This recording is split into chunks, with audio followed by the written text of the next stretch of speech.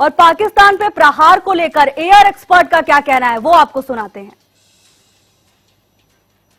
रात को तकरीबन 8:05 के ऊपर पाकिस्तान ने ट्राई करी इंडिया को स्ट्राइक करने की, और स्ट्राइक करने के लिए हमें लगता है शायद उन्होंने मिलिट्री टारगेट्स चुने।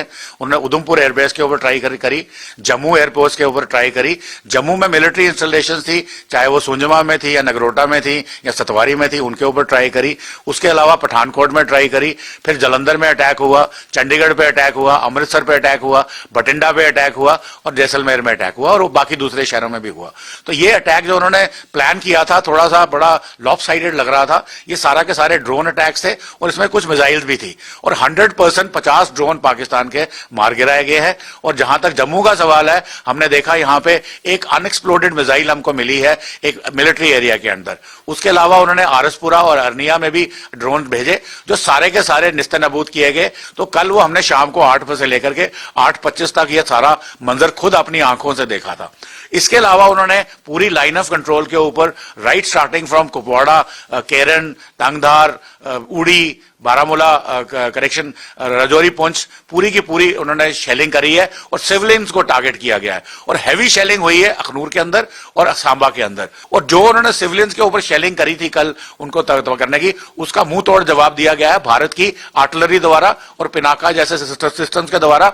और विश्वस्त सूत्रों से पता चला है कि पाकिस्तान की कम से कम 4 या 5 गन पोजीशन डिस्ट्रॉयड है और उनकी बहुत सारी फॉरवर्ड पोस्ट भी डिस्ट्रॉयड है।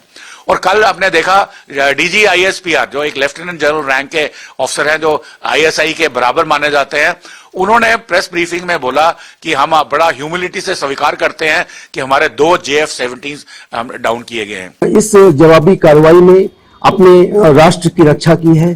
भारत ने अपने एयर डिफेंस सिस्टम्स S-400 के माध्यम से, अपने अन्य डिफेंस सिस्टम्स के माध्यम से, अपने मिसाइल्स के माध्यम से जो पाकिस्तान के जो भी एरियल टारगेट्स जो पाकिस्तान ने भारत पर लॉन्च किए थे उसको ध्वस्त किया है।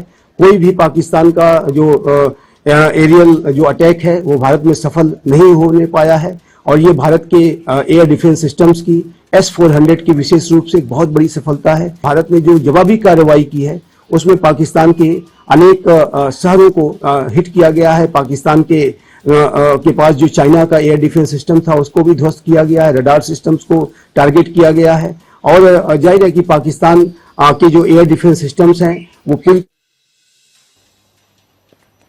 और लगातार यहां पर पाकिस्तान पर प्रहार का दौर जारी है। एयर एक्सपर्ट्स को आपने सुना कैसे वो पूरी स्थिति को लेकर एक एक पॉइंट में समझा रहे हैं कि कैसे पाकिस्तान ने रिहायशी इलाकों को, मिलिट्री इंस्टॉलेशंस को निशाना बनाने की कोशिश की और कैसे इसके बाद भारतीय सेना ने रिटेलिएट किया है। भारत के डिफेंस सिस्टम की तारीफ करनी होगी, भारतीय सेना के शौर्य की तारीफ करनी होगी और भारतीय सेना की रेडीनेस, उनके तैयारी की तारीफ यहां पर करनी होगी। लगातार आतंकवाद पर प्रहार जारी है और इस बार भारत की ओर से जो कार्रवाई की जा रही है जाहिर तौर पर पूरी दुनिया के लिए एक मिसाल बनकर सामने आएगी। आने वाले दिनों में इस पूरे मामले को लेकर केस स्टडी की जाएगी कि कैसे आतंकवाद के खिलाफ भारतीय सेना ने, भारत की सरकार ने कड़ा रुख अपनाया और पाकिस्तान की किसी भी गीदड़ भपकी का असर भारतीय सेना पर नहीं हुआ। पहलगाम आतंकी हमले को अंजाम दिया गया और उसके बाद ऑपरेशन सिंदूर के जरिए आतंकवादियों को चिताया गया, लेकिन लगता है पाकिस्तान अभी बाज नहीं आया है। अपनी एक गलती को छुपाने के लिए कई गलतियां करता जा रहा है और यही कारण है कि आज पाकिस्तान के सर्वाइवल पर सवाल खड़े हो गए हैं।